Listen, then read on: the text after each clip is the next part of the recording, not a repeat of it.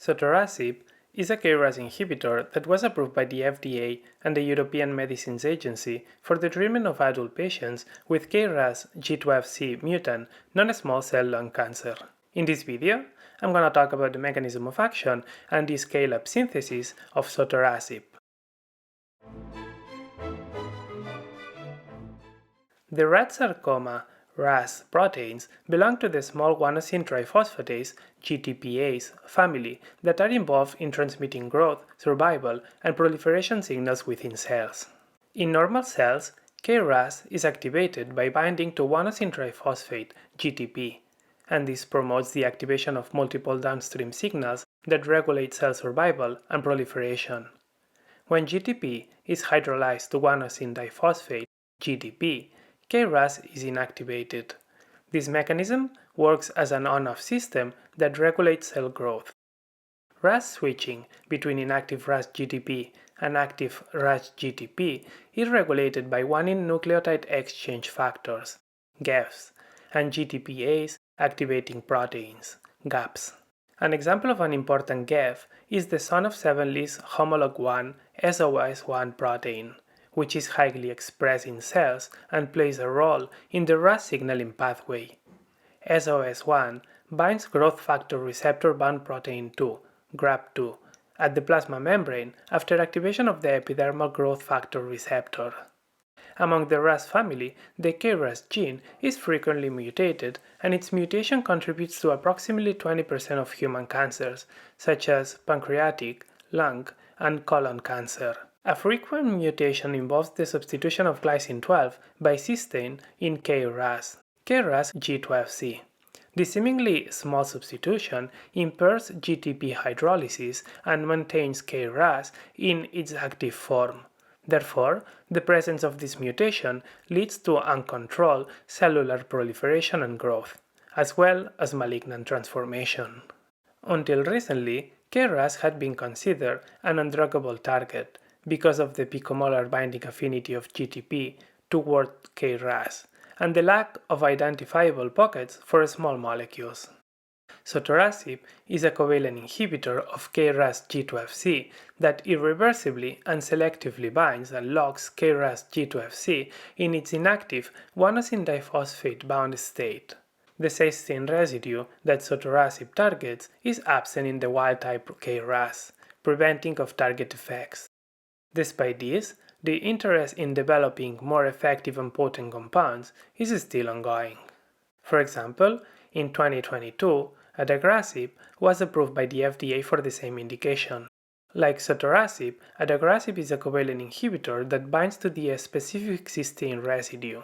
However, these KRAS inhibitor drugs are only effective for the patients harboring KRAS G12C mutation, and resistance has already developed. While KRAS G12C has been successfully targeted by approved drugs like sotorasib, adagrasib, and numerous candidates, it is only the most common KRAS mutation in non-small cell lung cancer.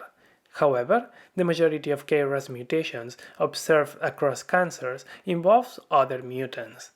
Boehringer Ingelheim recently disclosed a pair of pan-KRAS inhibitors, which inhibit most common mutants. The pan-KRAS inhibitors work by preferentially targeting the inactive state of KRAS to prevent its reactivation by nucleotide exchange. In cells with mutant KRAS, this led to suppressed downstream signaling and cancer cell growth. Recently, a group of researchers presented the first compound capable of covalently engaging both KRAS G12D and KRAS G12C mutants. Remarkably, the cysteine 12 residues of KRAS G12C selectively targeted the less sterically hindered position of the oxidant group, whereas the aspartic acid residue of KRAS G12D specifically attacked the sterically less accessible position 2 of the oxidant group. Most RAS mutations result in the suppression of the GTPase activities and thus abnormal hyperactivation of the RAS signaling. Activating RAS from the inactive RAS-GDP state to the active RAS-GTP is specifically regulated by GEF proteins. Therefore, Targeting proteins such as SOS1 to closely regulate RAS is another promising approach for treating RAS-driven cancers. Efforts are currently underway to find suitable activators, inhibitors, and products.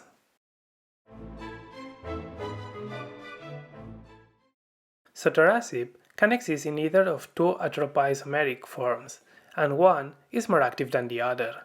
The synthesis of sotorasib involves a Suzuki coupling, an amidation reaction, and a nucleophilic aromatic substitution reaction, isolation of the desired heteroisomer, and formation of the fused heterocyclic ring from this commercial pyridine. The synthesis begins with the amidation of this nicotinic acid derivative to form a nicotinamide intermediate that is further reacted with oxalyl chloride and this aminopyridine to provide the urea via an isocyanate intermediate. The urea is telescoped into a base-mediated cyclization to give the fused ring system. Then, resolution of the pyrimidine dione is achieved upon treatment with dibenzoyl D-tartaric acid, DBTA, in 2-methyl-THF. The desired heteroisomer is then isolated as the free base by pH adjustment with disodium monophosphate. In the next step, the dione is reacted with phosphorus oxychloride, followed by a nucleophilic aromatic substitution reaction with this Bock-protected piperazine. The Suzuki coupling takes place under these conditions with a boroxine intermediate that can be generated from fluoroanisole in 4 steps, including deprotonation by LDA, followed by quenching with triethyl borate and treatment with HCl to deliver the boronic acid. The methylation with boron tribromide provides then the boroxine intermediate in 60% yield. The next step serves to remove residual palladium by the addition of this scavenger in DCM. TFA removes the Bock protecting group and provides the amine, which is isolated as the free base. The amine undergoes amidation upon treatment with acryloyl chloride to form the acrylamide warhead. Recrystallization from ethanol and water provides sotorasib in excellent yield. Thank you for watching. I hope you enjoyed the video. Please subscribe, like, or leave me a comment down below. I'll see you in the next video. Bye.